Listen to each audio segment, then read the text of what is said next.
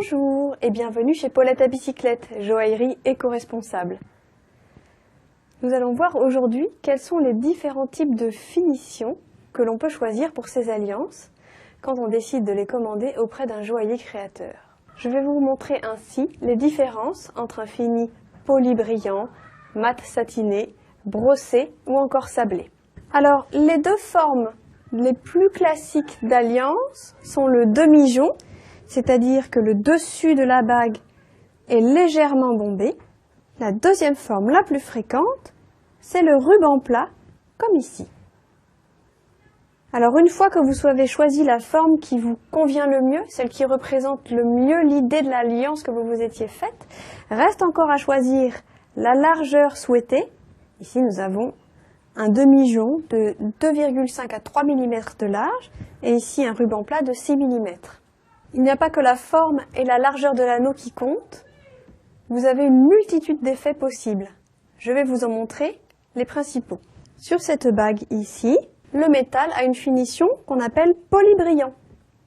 C'est-à-dire que le métal est bien lisse et brillant.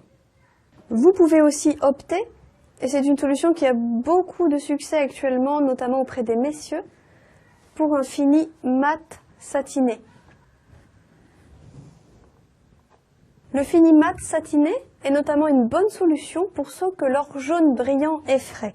Je vais montrer ainsi sur les doigts de Giovanna ici une bague où leur jaune a été poli, brillant, et juste à côté c'est exactement la même chose, simplement la bague a reçu un effet mat satiné. Ainsi satiné, l'or prend un aspect plus doux et plus soyeux. Il existe aussi l'effet que l'on appelle brossé ou strié. La bague présente ainsi des micro-rainures qui peuvent être faites soit dans le sens de la longueur, soit dans le sens de la largeur. La surface des bagues peut également être martelée pour lui donner un aspect irrégulier et plus brut.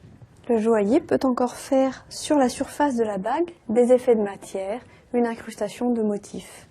Ici, une bague avec un motif arabesque incrusté, puis brossé. Ici, une bague avec un motif arabesque gravé dans la bague. Voici donc les principales finitions que l'on peut faire sur des alliances.